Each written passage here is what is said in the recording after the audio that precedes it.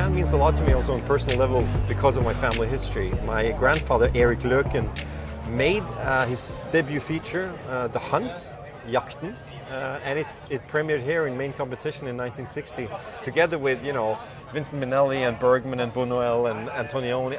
It was a crazy year, and my grandfather was there with his film, which he shot in the Norwegian mountains, a kind of a 3-act drama about like trying to play with nouvelle vague. He was a jazz musician, and he invented this kind of new form, he thought, and the French said, that looks like the film we're making in the late 50s, so let's invite this strange Norwegian man.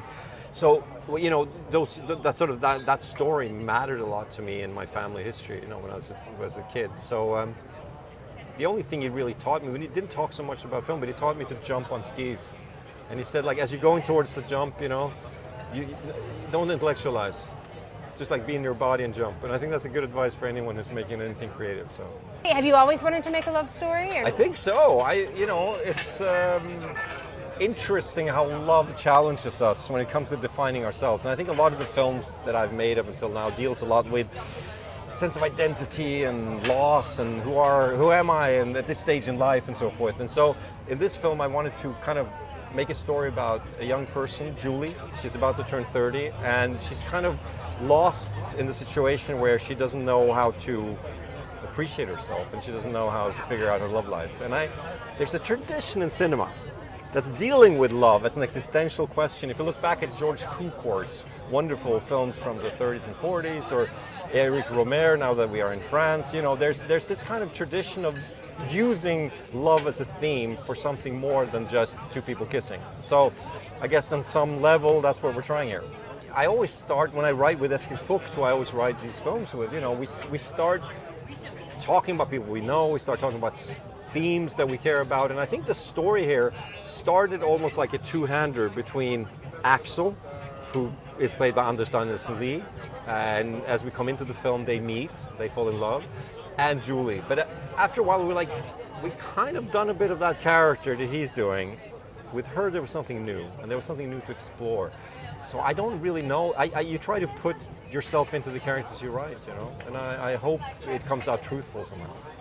And you and Eskil work together amazingly well. How does that process work? Do you sit in a room together and pass a notebook back and forth? Are you sending emails back and forth? Are you doing dialogue back and forth? How does it work? We sit in the room all the time, actually, at the beginning, the first often 6 months, and discuss many ideas. We come in with ideas we've had perhaps outside the room, but we're eager to tell each other. And we try to talk about what kind of movies, what kind of scenes, what kind of specific images, what kind of characters, you know, and it's a very free, open dialogue.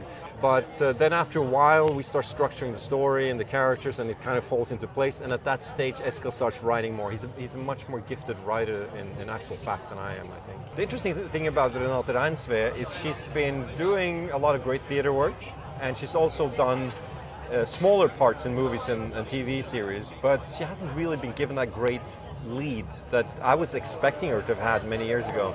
So it's almost like at some point I was thinking, who do I want to work with in Norway? And she was sort of top of the list. So that was something that played into also why we wanted to make this story. Because I'm friends with Renate, and I know she had this character in her somehow. Not saying that she's exactly the character, but also her input changed the character. You know, she's a part of this story in a big sense. As we mentioned, Eskil is also here with the Innocents. How does it feel, you know, you two big guns of Norwegian cinema being in Cannes together? Is that fun? A really great thing about this year's Cannes is the fact that Eskil is here with Innocents, which I haven't seen the finished version, and I'm looking so much forward to it. He's showing it on Sunday, so I'm staying on, of course, and I'm going to be there and root for him. And what can I say? I think he's a great director. He's a great filmmaker, and I'm looking so much forward to it. And being those two guys who went to strange art movies from other countries in the world and discussed them late at night over beer, you know, suddenly we're here and we're screening with other films from around the world. So it's a really big deal for us.